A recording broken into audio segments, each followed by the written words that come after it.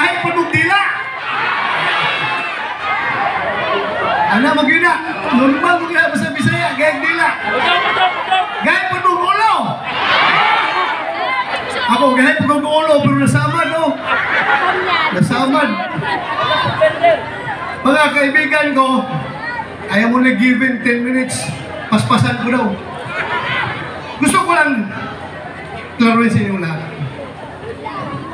Bakit namin ginawa ni Pangulong Duterte yung war on drugs? Bakit? Alam niyo ang rason?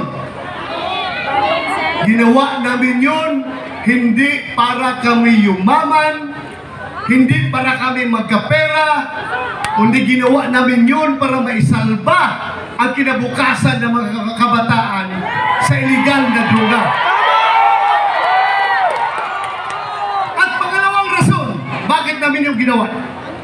Sabi ni Pangulong Duterte, marami ng lugar dito sa Pilipinas na kontrolado na ng mga drug lords. Muntik na tayong naging narco-state. Sila na ang nagdedesisyon kung sino ang pwede maging gobernador, maging congressman, maging mayor sa kanilang lugar.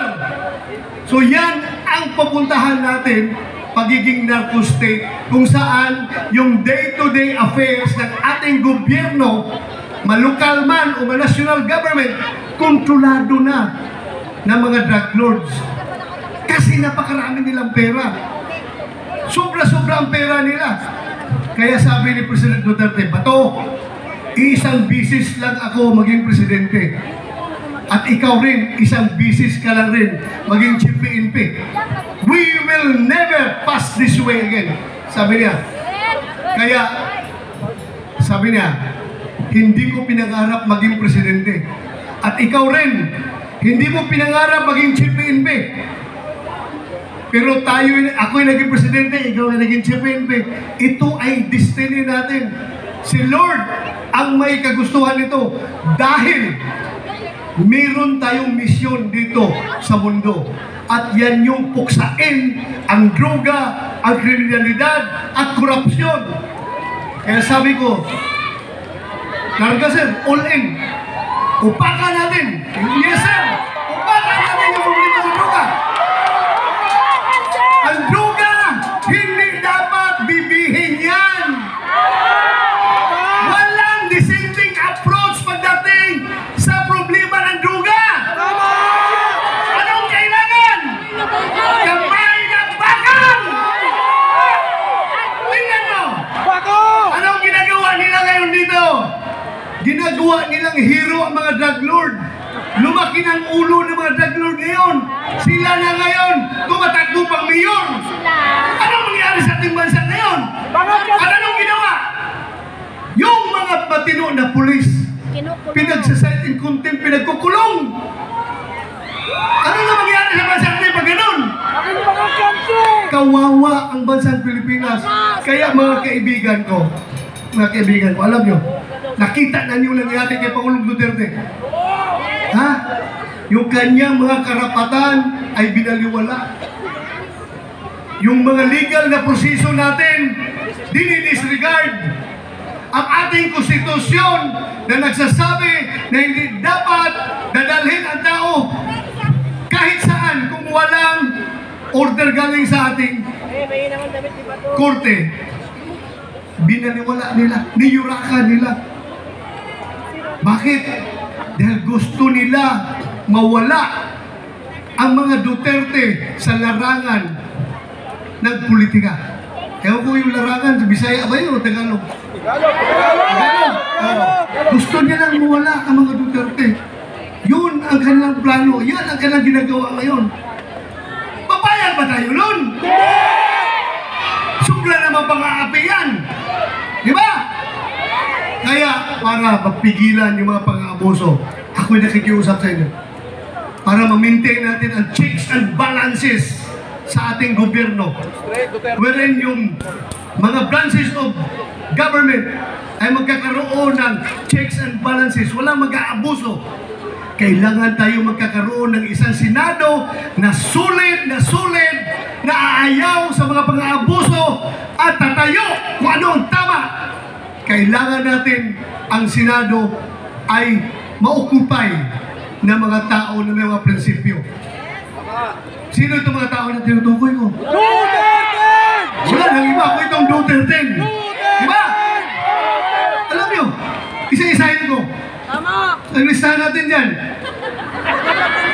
Ang kalbo ko nakikita dyan. Attorney Jimmy Bundok. Napakagaling na bugado. At napakaganda yung kanyang plano para sa ating bansa. Mamaya na ako. Mamaya na. Senator Bongo, Mr. Malasakit. Kilala ninyo yung tao na yan. Yan ang tao talaga na walang ibang iniisip 24/7 kung paano makatulong sa kanyang kapwa. Kahit saan yung may problema na tulong, talagang si Senator Bongo hindi natutulog. Pupunta talaga yan. Gagawa ng paraan para makatulong. Kaya, kailangan ibalik natin sa Senado. JB Hinlo, number 30. Napakagaling na bugado. Alam nyo, hindi sa kurki kasama ko yan si JB Hinlo. Pag yan ay naging senador, napakaganda yung kanyang plano. 2 minutes na daw. Siya na magsabi maya sa kanyang plano. Ako, bihira ako mag-appreciate ng isang legislative proposal galing sa isang tao. Pero kung makita mo yung proposal niya, napakaganda. Siya na mag-explain mamaya. Brilliant. Attorney Raul Lambino, napakagaling na abogado at magaling sa agriculture. Rodante Marcolita, Congressman Marcolita. Walang tatalo dito sa debate kahit sino. Pastor Apollo Kibuloy, man of God. Ganda no? May mga abogado, mayroong man of God. Attorney Vic Rodriguez, ayaw ng korupsyon. Kaya umalis siya sa gobyerno. Dahil nakikita niya hindi na maganda. Kaya itong tao na ito may prinsipyo talaga. Rodriguez! Philip Salvador! Oh, they must improve! Premiadong aktor, multi-awarded. Ang puso niya ay grabe para sa mga mahirap. Galing! Doc Marites Mata, magaling na doktor. Kaya kung makita nyo, yung komposisyon namin, abogado, doktor, Mr. Malasakit, isang pulis. Ang galing. Kaya sana, suportahan nyo. If you want to have a Senate na hindi magpapagano, no?